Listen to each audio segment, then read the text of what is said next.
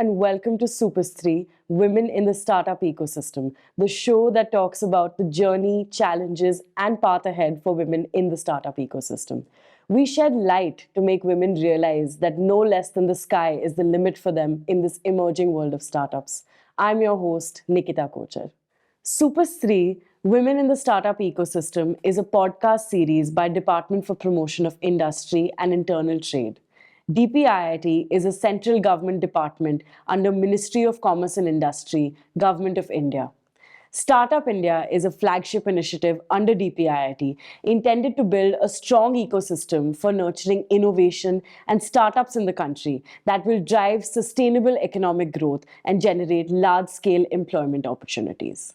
My guest today is a key player in the Indian startup fraternity and an angel investor herself. She has been awarded as one of the top 50 most powerful women in business by Fortune India, listed as Forbes India's W Power Trailblazers and 30 most powerful women in India by Business Today. She built the Indian Angel Network from inception, making it within a decade, a unique institution globally and India's first and possibly one of the world's largest groups of business angels.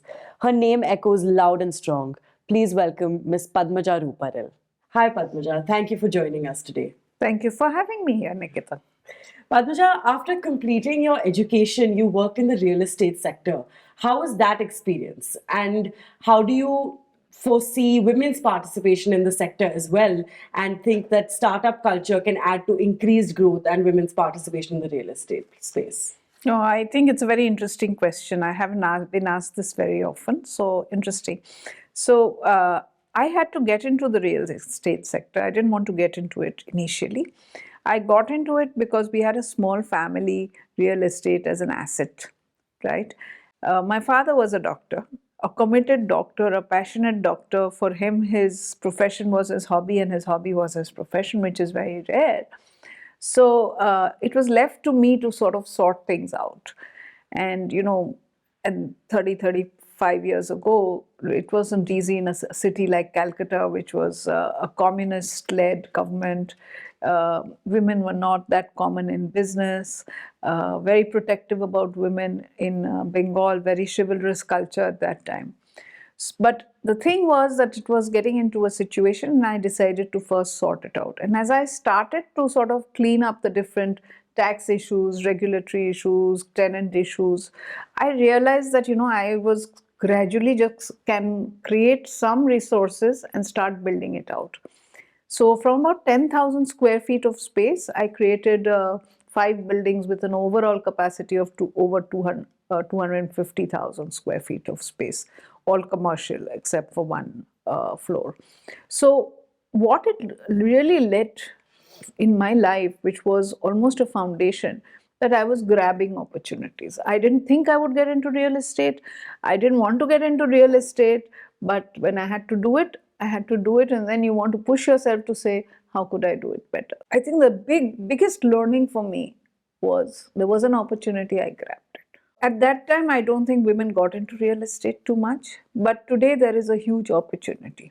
Okay, there is a huge opportunity emanating not only in building taking large tracts of land and building buildings. I think the opportunity is that India is going down the smart city way. India is going down eco-friendly buildings, right? And these are all opportunities where women, or for that matter, even men, can build innovative tech-based solutions to solve many of the problems in the real estate industry. We call them prop tech, for an example. But how do you build glass, which is see-through from only one side, but it can change color, right? How can you build softwares which can actually measure your energy consumption, right? All of this is happening today. There's no reason, it's a completely gender agnostic opportunity that can come up. And my sense is we don't have too many women there. So this is something that I think we can open up. And it's a good thing to do. Also, it's easier to do because, once a building is set up, create business models where you can build annuity revenues. So I think here's an opportunity that this sector gives today, enabling technology, leveraging technology, and yet not handling the downsides of a lot of what the real estate business involves, building land and working with the government and sometimes with the mafia. All of that doesn't need to be handled, and yet you can get into the sector. Great. Thank you so much for sharing that and to share more about how you grabbed all these opportunities. Padmaja, you also worked for a long time in the IT sector, which was a booming sector when you had joined in. Looking at the depleting job opportunities now in the space, how would you expect the now booming startup culture to fill the gap between job opportunities and the existing Indian workforce? So see, when I joined the IT industry, it was the sunrise industry. Early 90s, it was the sunrise industry. It was an industry which was built by first generation entrepreneurs, largely. 95% were first generation entrepreneurs. If you look at the IT model, the services model, and that was what was the software services sector is what it was. 50% of our workforce were women. Okay. We had to do things like building a creche because we had young mothers, who needed to bring their children to the office to take care of them. Many of them were nucleus families, right? How do you handle your children? So we were one of the first to actually build a creche in the office. So the child could be brought, the mother could feed the child whenever it required. So I think the IT industry actually set the foundations of bringing in women into the workforce in the organized sector. A big leap. And it happened because it was technology that helped, right? Many of our women were engineers. They became mechanical, electronic, electrical engineers. They could now leverage the academics and get a job and actually go beyond just doing normal staff functions, right? And many of them became project managers. They took large projects with 200, 500 people under them, and they worked. So I think the IT industry is the industry which actually brought women into the organized workforce in literally masses. Right? That's one. I think that continues. If you look at STEM today, which is science, technology, engineering, maths as a focus, I think women are very much there. If you look at a number of companies, you will see women sitting as CTOs, women sitting as CPOs, chief product officers, women driving AI, women driving R&D. So I think today the IT sector, maybe it's evolved from services to products to AI to deep tech, etc. I mean, that evolution is happening, but the women are not losing out dramatically over there because of that. Having said that, in the same breath, I think the percentage or the ratio of women needs to surely increase, and increase even at the leadership positions. So there are a number of companies, if you think about it, that are bringing women as CTOs, right? And this is something which is very interesting because these are the women who bring in not only empathy, but will then bring other women into the workforce, will encourage others to do more and gradually get into the leadership path. So I think honestly, the IT industry is actually driving women workforce. Thank you so much. So, you had a very long career of 17 years in the corporate space and decided to build an investor-centric platform after that. So, what made you decide that and, also to become an entrepreneur at that stage? So, you're right. I spent 16, 17 years with the software industry company. Honestly, if you ask me, I got bored. Okay. The reason was that I had joined a startup. It was when I joined, my employee number was 13, right? So you can think how, and the first 5 numbers were taken by the directors and promoters, right? So I was one of the very early employees. And that's the fun of it, right? We were doing different things. We were the first company to go ISO 9001. We were the first company to actually have an entire employee base with their families and go out for 3 days to a Jaipur or a Nainital and all that, take all the hotels that were there. We were the first company to do fixed projects over lease lines, which is now, that time it wasn't common. We were the first company to focus on the UK rather than the US, right? So I think there were a lot of firsts which made it very exciting to work, right? And I did recruitment, I did help build the US P&L from scratch. I built CSR, I built, we were the first company to get CSR going in 3 locations. And make CSR an agenda item on the customer visit, which was very important and became something sticky. So many of my salespeople would say, Padmaja, listen, I want to tell you that the customer really said that, yes, we may have got something better with someone else, but our employees want to work with you guys because you're doing the CSR where they are able to engage and contribute. So I think that's the kind of firsts that excites you. Then we got merged, we got acquired by a London-based company, a FTSE 100 company. And, the culture sort of naturally changes. You sort of become a subsidiary, and therefore decision-making moved, innovation moved out, right? You were framed. And I was the worst person to do what I was told to do, actually. I never enjoyed being told what to do. It had to come as my initiative or my proactive thinking. And that was, very few people understood that. I think my mentor for 30 years, Saurabh Srivastav, actually understood this very well. So he would tell me the way to retain you is not to give you a higher package, but to give you a new job or a new challenge. And I think that is something he recognized. So after a while, I got bored. Can't be pushing paper, can't be waiting for calls, can't be waiting for appointments. I need to move. And I changed things for the company to a great extent. Again, I worked innovatively, right? When I took on corporate communications for the company, they were doing about 12 articles in a year. At that time, it was print. Largely, there was no online. When I left 15 months later, there was 1 article per calendar day. So you have to push. That's the learning I had. But then you get tired of pushing, and that's where I said, no more. That's it. Simultaneously, while I was doing my corporate life, I also helped found TIE in India. So I actually put it together with 0 revenue, 0 P&L, nothing, right? And we did our first event, did a barter kind of a deal with Maurya, ITC Maurya. We got a lot out of them. I don't want to put it on record, but we got a lot out of them, and they got a lot out of us, to be honest. But very innovatively structured as a barter deal, right? And TIE got going. We then brought in Geetika, who's now the executive director, helped her, mentor her, get her into the groove. And she's now, of course, taken TIE to a different level.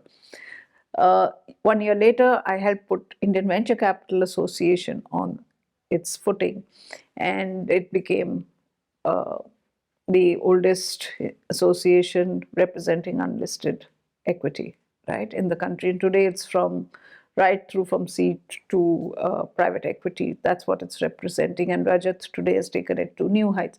These are little babies that have now grown up, and it feels really, really good about it. But that gave me an opportunity to understand what entrepreneurs need, what are their problems, and what are VCs who were just about entering the country, what were they doing. So I found that VCs were putting in no less than 7 million. Okay, and that was about 35-40 crores at the exchange rate. Entrepreneurs didn't want more than 2 crores, right? So VCs were not going to put that 7 million to these entrepreneurs, because these guys will go pick up a couple of Lamborghinis and park them in their porch, which was not going to happen. And these guys never had the money. Then they started telling me that you got us into TIE, you encouraged us to go entrepreneurial.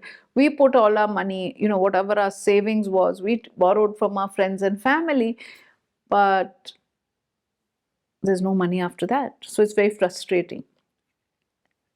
TIE also, we brought in people like Saurabh and all to mentor. Kanwal Rekhi used to come a lot.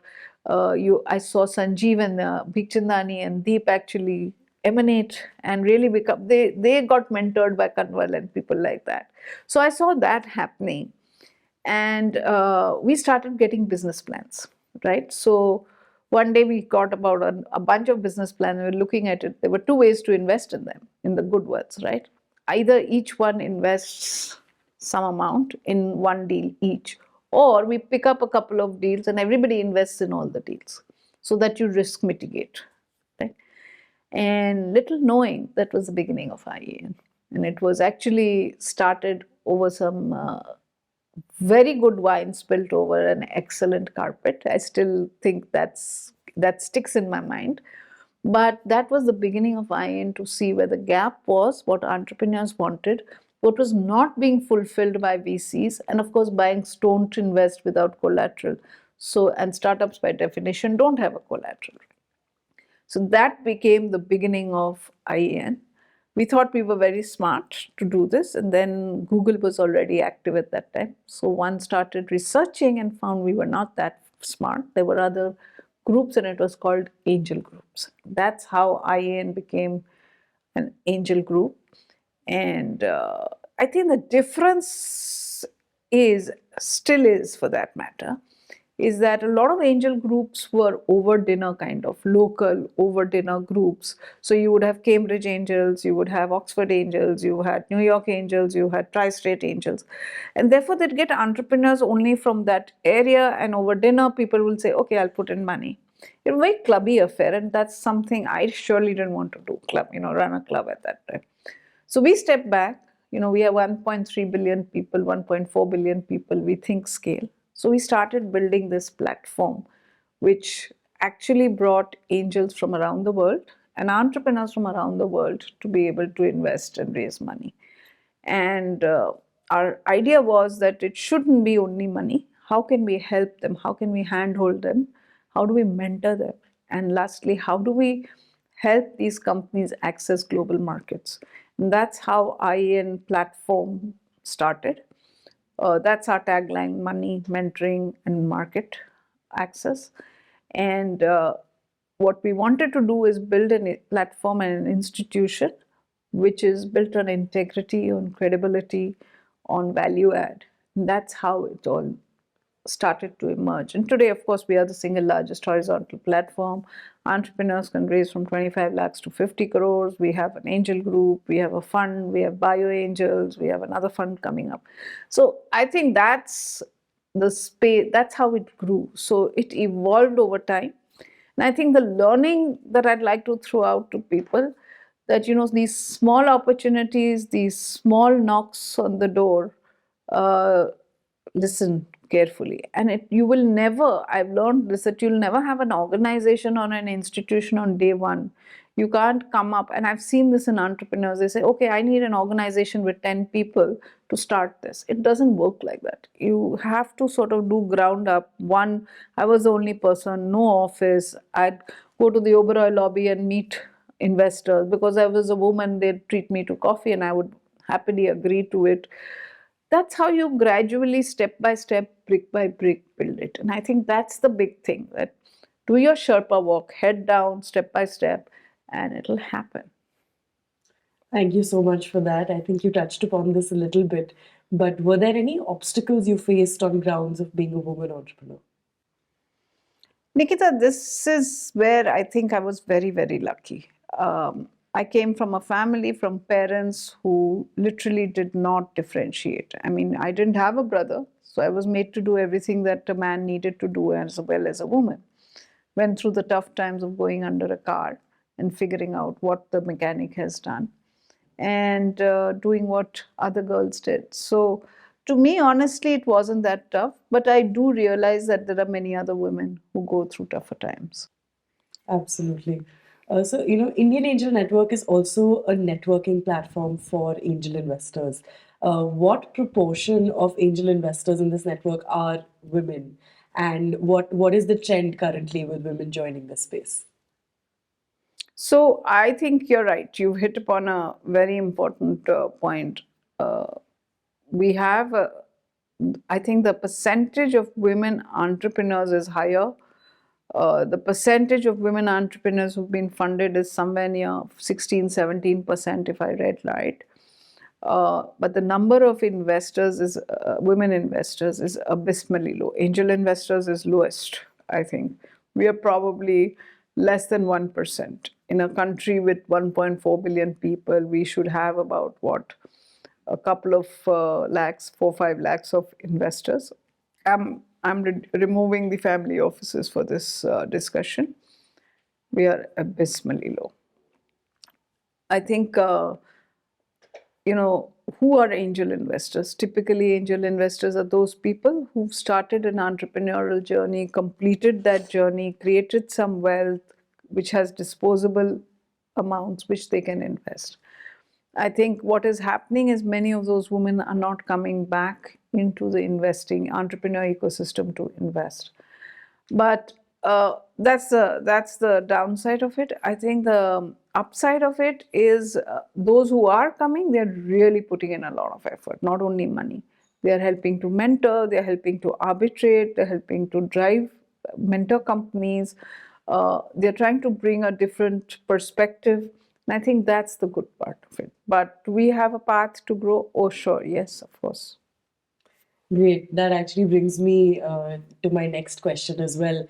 What is it that you think we can do in order to increase this network of women investors and also give them more visibility and acknowledgement within this system? No, I think this is a real need that the ecosystem, the Indian ecosystem needs to work on. We have very few investors, women investors, and even fewer angel investors, right? I think the reason is that if you look at the overall entrepreneurs, women entrepreneurs, it's a fraction of the overall entrepreneur ecosystem. And from there, many don't come back to invest. They sort of drop off the horizon. I think somehow we need to get to them and bring them together to really inspire them, encourage them, get them to engage with the new generation of founders and unlock some of the monies. Super. So, IAN also has global connects and has invested in companies across 7 countries. So, what do you see in terms of the difference between ideas being brought up by women entrepreneurs in India and in other parts of the world? It's not very different. The challenges are not different, the opportunities. I see a lot. If I look at China, I look at US, I look at these countries, I think the entrepreneurs are bringing large number of them are bringing female oriented propositions, femtech, right? And it's purely coming because they understand the problem, they have a problem themselves, and they're out to solve it. So, if you'll see PCOS, you'll see, very female oriented products that are required. So I think, and children, because they have to handle small babies and toddlers, right? So I think many of them across, I've seen a lot of femtech focused propositions. I think the second piece is clearly women founders or co-founders coming in with technology and deep tech. You'll have people like Neha from Astrom, who's doing a very 5G deep tech kind of a proposition. So that's the second. And the third in India, what I'm seeing, which is a little, and I see that also in Southeast Asia, is fintech, right? Because remember, the financial services sector also has a lot of women. We have more women in the financial sectors in the leadership position compared to other countries, but it's opened up a full path for women entrepreneurs to go down the fintech, paytech kind of sector. So I think we are not very different, to be honest, in India. But I think the biggest thing, whether it's a man or a woman, I think we need to look at is our communication. How do we communicate our proposition? How do we sell and market it? I think that is something that can be surely learned. Padmaja, you represent women as investors within the startup ecosystem in India. What would you guide people who are looking to start investing right now but are unaware of how to start? What is the advice that you would give to them? So it's a good question, and I think it's something proactively we should all do. We at IN, of course, have these angel master classes which work every weekend for 8 weekends. And we go through various models and we bring in very experienced investors who've invested in 80, 100 kind of companies and have derived returns from it. But I think there's more that can be done. I think one is investors should try and reach out to other angel investors who have invested, who've had experience, who can guide them. Second, at IEN, for example, we have pitch sessions, we have investor calls. You could come and join us and listen to those, even if you don't invest, because it's very natural. And it's a very good question, Nikita, that you don't start investing from day one. You sort of, tiptoe into it, get your feet wet, and start understanding how it works. So I think joining these kind of sessions sort of give you a sense. Third, I think go to events where there are these pitches happening, in large numbers, where entrepreneurs, and you have investors sitting there and actually asking questions, things like tie the knot, for example. So doing these different things will start building a perspective, and that should help them get into the swing of it. Great. Also, when one decides to become an investor, they're also deciding to take a significant amount of their hard-earned money and putting it into kind of a risky place as well. And not every investment made will fetch them profits. True. There'll be cases where there'll be losses. There'll be cases where they'll also need to learn more about it. How should an angel investor balance the risk of losses in their portfolio? And which are the characteristics also that an angel investor needs to evaluate in a startup before they go into investing? Okay, so there are 3-4 questions. Let me try and break it up, if I may. Absolutely. So first of all, I think anybody who wants to start investing in this asset class, early stage asset class, should only invest that amount, okay, which is disposable. Which means that if you lose 100% of that amount, your standard of life is not going to change. You are able to continue with what you need to do in life, like educate your children, get your children married, live a certain standard of life, have your health. Nothing of that should get impeded.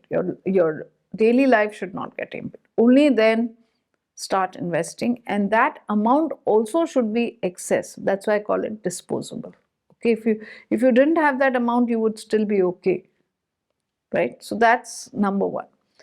Number two, I think look at it as an asset class which will give you more than market returns. It's the kicker in your portfolio. So think about it all the time, that when I invest, is this going to return? That's the second piece. The third question, so that's key. Who should invest?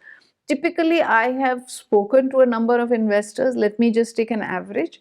People have not done more than 10% of their overall portfolio. Some have done more, but then that's kind of on one end of the range. There are others who've said I've done much lesser. So 10% is an average that I've figured out.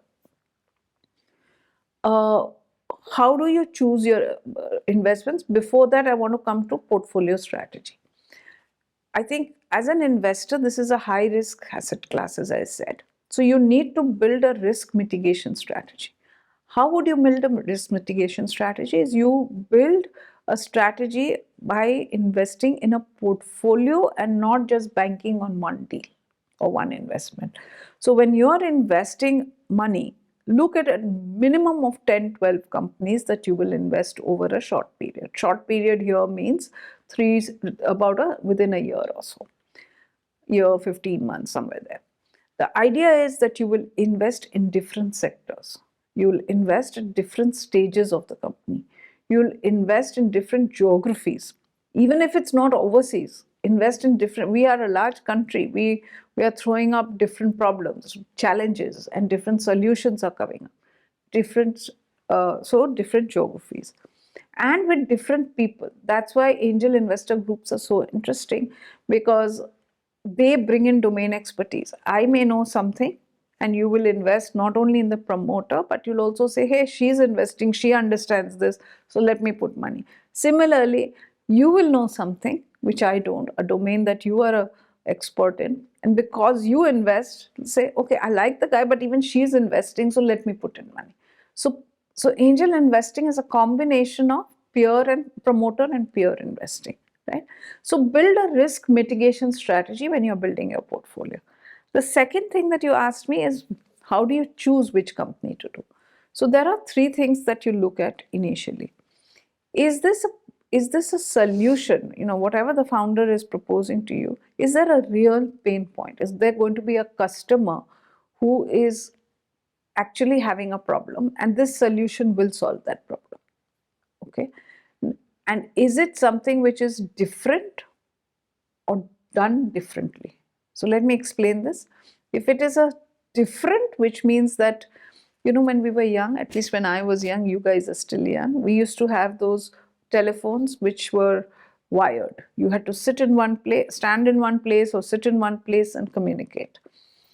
What happened? The mobile came in. It solved that problem. That you didn't need to stand, the mobile worked with you. So it's a product which is allowing you to, it's a different product completely, right?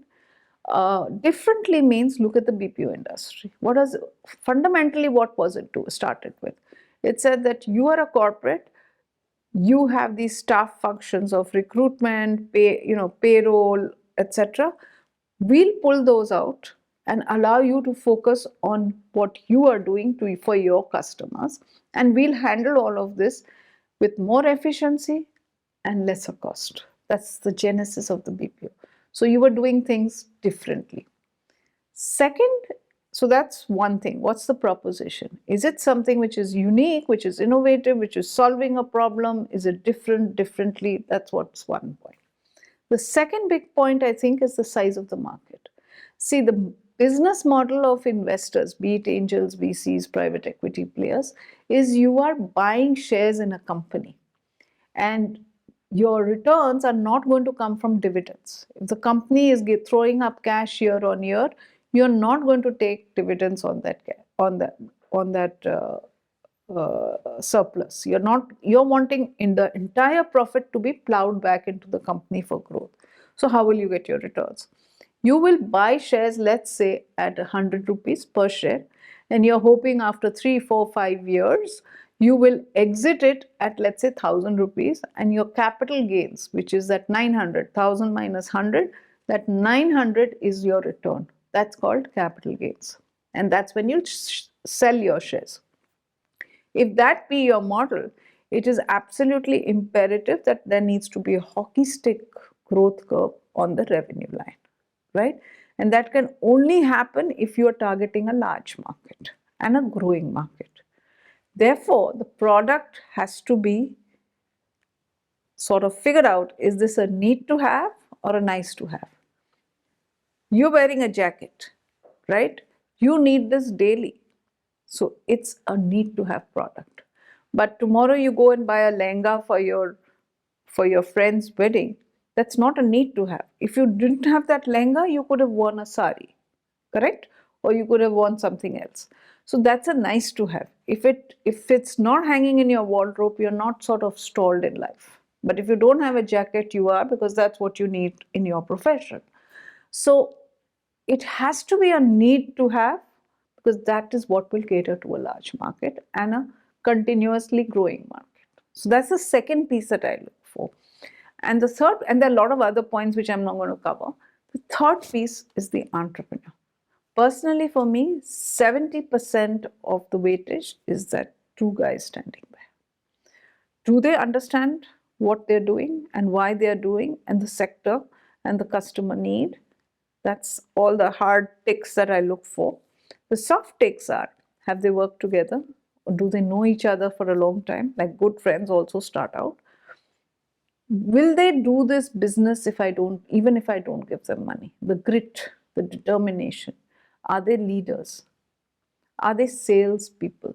See, the biggest need of an entrepreneur is to bring people together, be it vendors, shareholders, employees, all of that. Now, to do that, they have no money. That's why they're coming to you at a startup angel level. So what do they have? They only have nice sales pitch, right? And they are selling 24/7, 365 days. They're selling to everybody. They're selling to the customer to say, try it out. I'm telling you, it's a great product. Give it a shot. right? I'll give it to you for free. I'll give it to you as a discount initially. They're telling the supplier, yeah, supply it to me at a discount of 30%. Instead of 60 days credit period, make it 90 days. Because you know you're going to be supplying to a billion-dollar company. What partnership you're selling, right? You're selling to employees. Hey, come join, but you don't have the money to give them market salaries, but you want high quality people. So what are you doing? Listen, join, I won't give you market salary, but I'll give you shares, which is where ESOP comes into place, right? And believe me, these shares are going to be very, very valuable because it's going to be a billion-dollar company. You're also selling to your spouse because you're telling her or him to say, listen, I'm doing this for you, so don't tell me I'm not spending time for you, right? Even when you're going to the cinema with her or the movies, you're saying, just go, I'm coming, I'll just swing by the office, and you won't reach there. So you're selling, I'm so sorry, but there was a problem after all. So is this person a kick-ass salesperson? If he or she can do that, I'll put my money. Because the product will emerge. If they have a product and they have a sales piece, it'll work because he won't let it go. So I look for those things. I hope I've answered your question. Yes, absolutely, you have. There's also this gap right now in the number of investments in male entrepreneurial ventures versus women-led entrepreneurial ventures. So, how would you advise a woman entrepreneur to navigate attracting various rounds of funding, or as she goes on to look for investment? So I talk to a lot of entrepreneurs. I think women from tier one towns, Bangalore, Bombay, Delhi, I think they've got over that, right? They have the confidence. They're going and raising the money. If you look at your 15, 16, 17% women entrepreneurs who funded, you'll see, if you sort of do an analysis, you'll find that they are coming from largely from the tier one cities, right? I think what I've noticed is that women sort of their self-confidence needs to be built. And they have to understand every aspect for the business. And if they understand every aspect, they should not, and I would say do not, hesitate to answer questions on finance, on cash flow, on engineering, because it's very natural that women said, I'm handling marketing and I'm handling delivery, I'm not handling finance. Why? And I find women who understand finance extremely well. They understand how to be capital efficient, they understand cash flows, they understand it. They know where to make money or where to save money rather, right? So I think two things: build that confidence. Okay, somehow you have to get over it, and each one of us has to do it for ourselves. Your mentors can help, your co-founders can help, but ultimately we have to take that final step over the fence that I can do it. Whether it's, why only entrepreneurship? Each of us in our professional lives, even in our personal life, we have to take that step into self-confidence. And that is something that I miss in many women entrepreneurs. And they sort of hesitate. They pass the question even gently to a male co-founder to say, acha, ye bata denge. The other day I was watching Shark Tank. The numbers, the man didn't know well. And she suddenly jumped in and she started reeling off numbers. Why didn't she do it first? From the word go. Why were you waiting for that man? I'm not talking about whether the man was good enough to do it or not. That's not my point. But I'm trying to say, why didn't she just take it on? Why leave it for somebody? It's your business. You've built the product. You've built the business. You've taken the risk. You go for it. So, Padmaja, we have a few rapid fire questions for you. Okay. Best book? Fountainhead. Favorite author? Ayn Rand. Best quote? Do unto others what you would do unto you. Favorite food? Khichdi or dal chawal. Your go-to pastime? Piano. Padmaja's role model? That's a tough one. Let me break it up. I think on the professional front, it's been my mentor for 30 years, Mr. Srivastava, Saurabh Srivastava. I think I've learned a lot from him and I keep going back to him to get advice. On the personal front, unbelievably, my husband. He's lived a life that I aspire how he maintains his relationships and calm. A quality you value most in a person.